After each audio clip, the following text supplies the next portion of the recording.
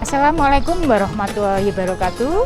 Salam sehat dan salam sejahtera untuk kita semua. Perkenalkan, saya Puji Astuti dari tim PKRS RSUD Sidoarjo, Jawa Timur. Tak terasa, sebentar lagi kita akan menjalankan ibadah puasa, bulan yang sangat dinanti-nanti oleh semua kaum muslim, tidak saja di Indonesia, tetapi juga di seluruh dunia.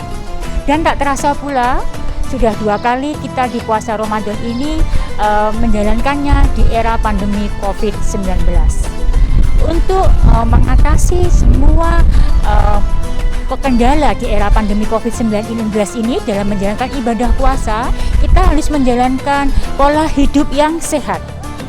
Bagaimanakah kunci pola hidup yang sehat? Salah satunya adalah dengan mengkonsumsi makanan yang bergizi, pola makan yang sehat dengan menu gizi yang seimbang. Untuk lebih jelasnya, bagaimanakah pola gizi yang seimbang itu?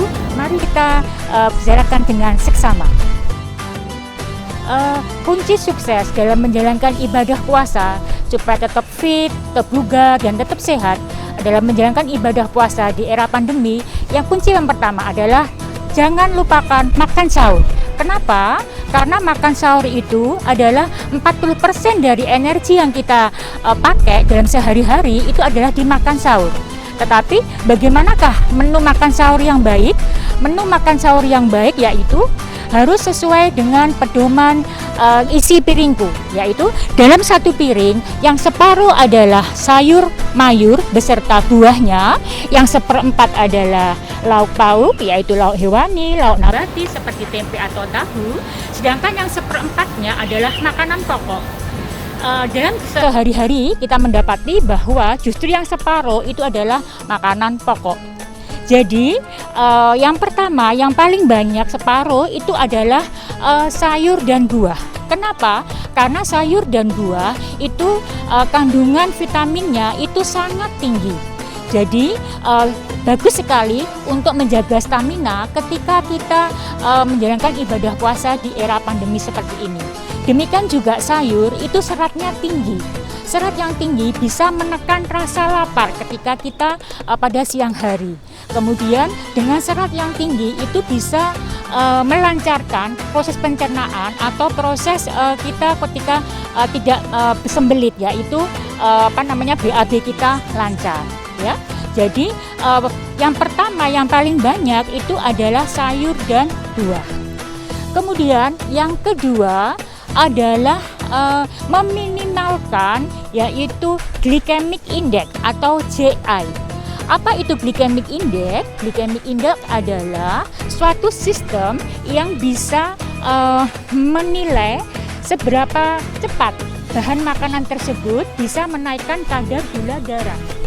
Glycemic index ini terdapat yang paling tinggi terdapat pada roti, kemudian gula, ya, kemudian kentang. Glycemic index sendiri ini semakin tinggi bahan makanan yang ada di yang indeks glikemiknya tinggi yang ada dalam bahan makanan pada seseorang itu akan menaikkan kadar gula darah semakin cepat. Resikonya, seseorang tersebut akan mengalami gampang lapar, gampang lemas ketika pada waktu makan siang atau pada waktu di jam-jam makan siang seperti itu.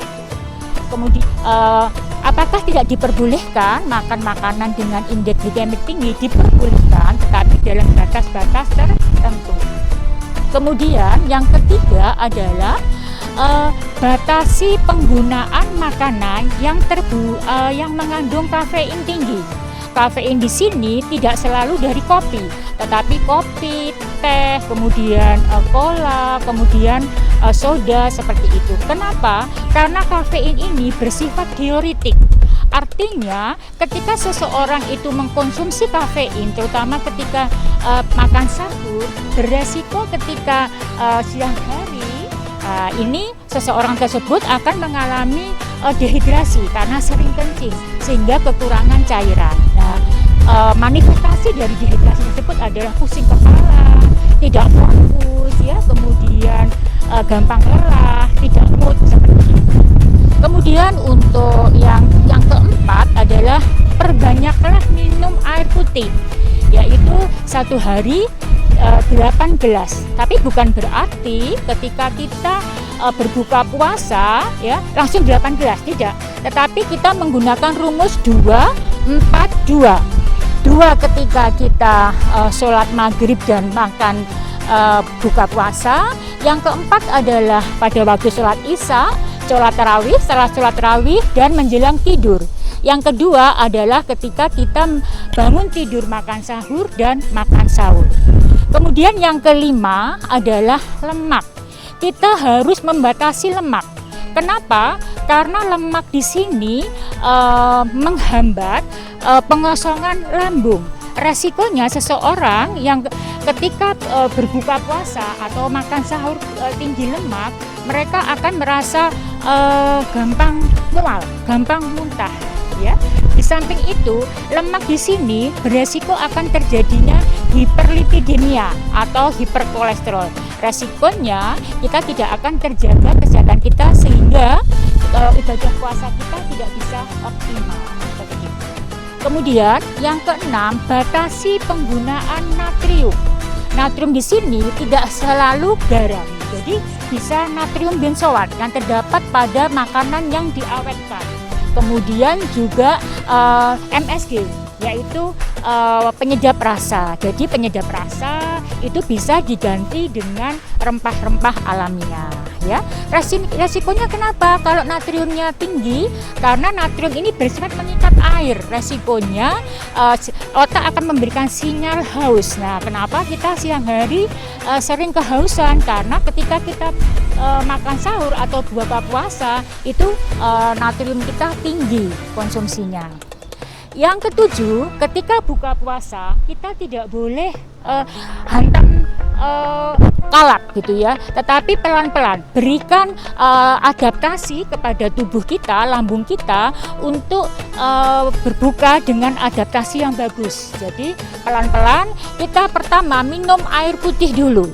Ya, setelah itu kita berikan kurma atau buah sebagai pengganti cairan elektrolit. Dan yang tak lupa adalah kita harus berolahraga secara ringan, yaitu 30 menit sebelum berbuka puasa. Demikian sekilas tentang bagaimana pola makan yang baik untuk menunjang kesehatan kita di bulan puasa di era pandemi seperti ini. Demikian sekilas info tentang bagaimana kita mengatur pola makan kita untuk ibadah puasa kita supaya kita tetap sehat dan bugar dalam menjalankan ibadah puasa ini.